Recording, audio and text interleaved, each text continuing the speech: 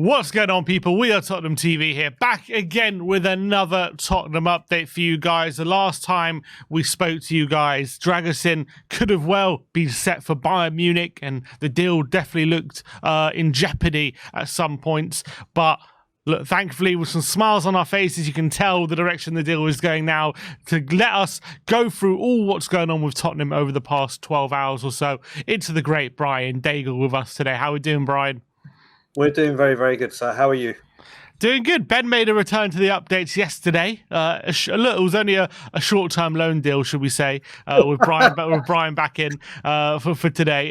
But yeah, look, went to bed yesterday. The last update I read was that Spurs are still control of the deal unless Bayern Munich can make any bids during the night. So I was struggling to sleep during the night because I was worried about any rogue bids from Bayern Munich. However, this is the latest update I'm going to read to you about the deal. And this comes from Florian Plettenberg. He says, Tottenham and Genoa have now reached a full agreement for Radu Dragusin this morning. The transfer fee is €25 million plus add-ons, and the contract will be until 2029.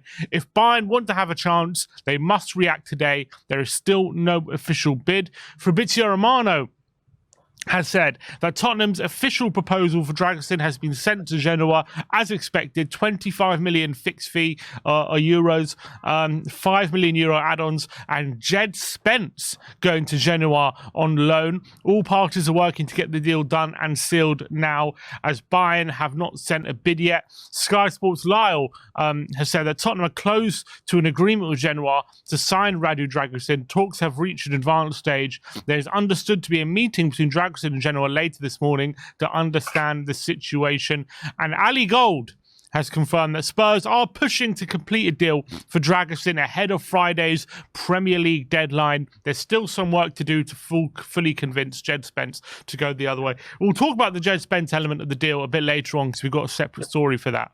But in terms of the fee that we're talking about and hopefully getting the deal done before Friday, extremely positive. I don't know why this agreement couldn't have come earlier. If this is the final price, it seems as though this is always what we were looking to pay anyway, and this is always what Genoa were looking to get. But look, as long as we get it done before Friday, then happy days. Correct. Listen, I've been vocal again this morning, as I always am. Did my show, and like I said, I'm delighted the deal's done. And I said at the beginning of this window and before it, I only judge them on speed of play coming in. And let's face it, for Tottenham Hotspur, this is electrically quick. Could he have been here a little bit sooner and the deal done so he had longer with the players? That's open for debate. But Spurs look like they've got their man at long last, thank God. At long last, but early. Yeah, definitely. And it'll be very positive to go to Old Trafford, especially if Van der Ven is fit enough to start, with two recognised centre-backs for the first time since the Chelsea game, the beginning of the Chelsea game. We literally haven't had two recognised centre-backs starting for us in our backline. So that would be absolutely massive. In terms of the fee, look, €25 million plus €5 million in add-ons for a 21-year-old centre-back with hopefully a high ceiling and a lot of Serie A experience as well. The fee is not too astronomical, is it? It's a pretty fair fee, especially in today's market. Yeah, well, it's kind of similar to what Genoa asked for in the first place, wasn't it? I think it was just the terms in how it got paid and how much of a lump sum. So it looks like we've been talking and discussing the fee just to come to the fee roughly around where the asking price was originally. But it doesn't matter. He's here, or very, very close to being here, which is the most important thing. Ben Jacobs has also just chimed in as well, saying that although there's work to do on Spence, Genoa have accepted the financial package for Dragusin. Still no buy-in counter. We hope to wrap it up in the next 24 to 48 hours. So it seems though Genoa are definitely happy with the offer that we've made financially. I do wonder, do you think it's a coincidence that everything was breaking with Bayern last night about a potential hijack, and all of a sudden, 12 hours later, a deal's been agreed with Spurs? Is there any coincidence that's happened? There could be, but also I know you said we're going to speak about Spence, but it's also you saw from Napoli when they first came in. Apparently, they were prepared to offer players as well, so maybe that's what Genoa wanted all along. They wanted not just money; they wanted a body in return, and thankfully, we found the make weight, haven't we? Yeah, definitely. So let's talk about the Spence element. So obviously, it's a bit of a surprise that looks like Spence has been involved in this deal as a loan deal back to Genoa. However, Ali Gold has said that there is still some work to do to fully convince Spence to go the other way. And James Ollie from ESPN is also confirming that the last bit of the deal is to convince Jed Spence to join Genoa on loan. He was initially reluctant, but talks are ongoing. I really hope the deal doesn't hinge on this, because I've got a feeling he might scupper it. I've got a feeling he might not be interested in going there. He does seem like the kind of guy who, if he doesn't want to go somewhere, he won't. But look, he did go to Rennes, didn't he? And obviously went to Leeds on loan. But my point about Rennes is he has shown a willingness to go abroad on loan to try new things. Look, how shocked are you about this potential element of the deal? And if he does go to Genoa, will it be a good move for him? Is it a view of trying to get his price up, or a view of maybe trying to get his career back on track and maybe come back to Spurs? It's a real tricky one, actually. Let's talk about the beginning bit where you said he seemed reluctant at first. Like you said, let's hope the deal isn't fully hinged on him saying, "Okay, I'll go," because if he says no and the deal falls apart on that reason, he's going to want to get out of Tottenham pretty quick. Because if he's on the sub, there could be a lot of ammo coming his way. But hopefully he will. Like you said, he was open to go to Rennes. He went abroad. He's tried it. Whether he liked that experience or not, we'll find out. But most important thing is that we wanted to get some players off the book, and if it was a loan deal only, they get rid of a defender, bring another defender in. Yes, it's a different part of defence, but it's an extra body in that area, and hopefully it'll do him good. And maybe Italian football might be his future. Yeah, I mean, I know Genoa do play a back three system with wing backs, so maybe that'll suit him a bit more.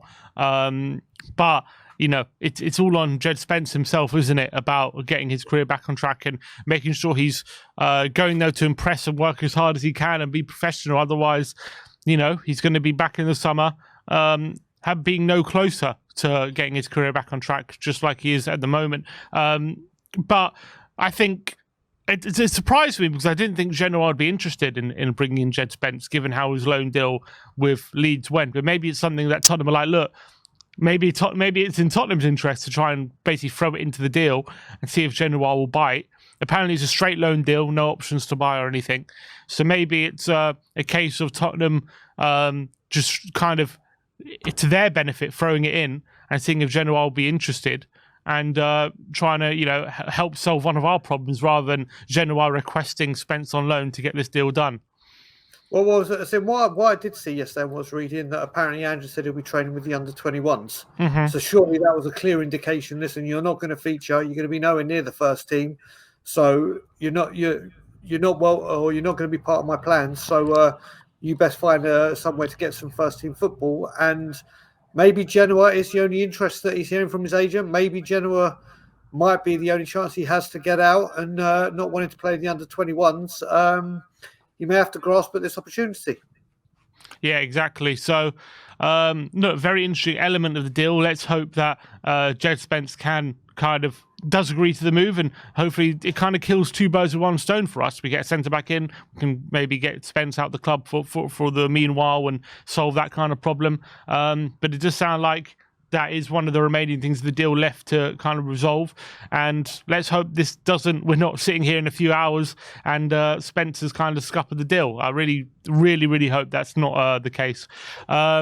Last story is going to come from Ali Gold, and this is about Eric Dyer. And he said that Napoli have also shown interest in Eric Dyer alongside Bayern Munich. We know that Bayern Munich obviously want him. Obviously, there was talk about this deal being scuppered because of Bayern's Dragusin interest, but with Tottenham now looking like they've moved ahead in the Dragusin deal, and they look like we're going to get our man. Looks like Bayern might come back in for Dyer now, but with Napoli interest as well. Napoli were also interested in Dragusin, so we know they want a centre back, but it's unbelievable the caliber of clubs he's all of a sudden getting interest from. Whereas in the summer, he just about got a bit of interest from the likes of Bournemouth and teams like that. And but I don't know what's changed in the last 6 months. But all of a sudden, you've got the likes of Bayern Munich and Napoli interested in him. Yep, it's really like you said. He has got some top tier teams looking to get him. You got Bayern Munich, who their reputation and history speaks for itself. Napoli, the current Serie A champions. This must be beyond his wildest dreams. I mean, I didn't think he'd be attracting this kind of thing. I literally thought this was going to be a home run sport in Lisbon. Go home, have the swan song and romantic reunion. But it seems like he is a man in demand. Maybe their style of football suit. Maybe the Italian football, which is slower and more tactical, may suit him better. But who would have had odds on a race for Eric Dyer between Bayern Munich and Napoli? Yeah, incredible. So look, I think it would be a great move for him either way. I reckon Bayern Munich's going to be the choice for him because Harry Kane is there. He'll probably be more comfortable there early on. They've shown stronger interest, but it's very interesting to hear about how Napoli are after him as well, and maybe there could be a bit of a bidding war, and that'll be great for us if we can get two clubs bidding for him and try and up the price a bit. That'll be brilliant. Yeah, Ndombele can put a word in about Napoli. Harry Kane will speak Bayern, and it'll be the tug of war between Ndombele's reference and Harry Kane's reference. Wonder who will win that one. Yeah, listen, the fact that we might even get a fee for him is quite frankly a bonus, isn't it? Never would have thought it. We all thought it would be at the end of the season. He was saying, I want to see the contract out and go. So we had every expectation that he was going to leave on a free. It doesn't look like that might not be the case now. Yeah, I completely agree. There's been just one more development in regards to players coming back from injury, and this is Manolo Solomon. According to Dan Kilpatrick, Manolo Solomon is hoping to be back in the team, training early next week and targeting a comeback against Man City in the FA Cup, which is obviously later this month. We got drawn against Man City in the 4th round last night. That's a really big boost because people forget he had a pretty good start to life at Spurs. In the few starts he was making, he got an injury at such a bad time. I think it was in training. I remember, out of nowhere. He's been ruled out since October, and especially with Son Sulau. I know we're getting Werner through the door, but another attacking option is only going to boost the front line, isn't it, Brian? Exactly. We spoke yesterday about how we've been missing something, and how Werner can add more to the attacking line. Well, Manolo Solomon coming back just further boosts that. More pace, more direct play. It's only a positive thing, isn't it? When we start getting these players back, we know how strong we were before the Chelsea game, where everything kind of went wrong. So getting these players back gradually, and it seems like they're coming back thick and fast, can only be a positive. He's kind of been like the forgotten man, hasn't he, Manol? Because everyone's talking about Van de Ven and Maddison's injuries. But, people forget that Manol had a pretty... I wouldn't say he was amazing, but he had a pretty good start to life at Spurs. Had a few good performances. I remember against, the likes of Burnley, Sheffield United.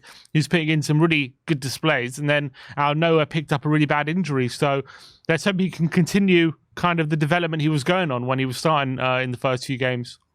Yeah, well, you mentioned the 2 games I was going to mention. I was at Burnley and got to see it. He was forming a good partnership and understanding with Son in that game. That game was an incredible spectacle to watch as a Spurs fan, and he looked really, really sharp.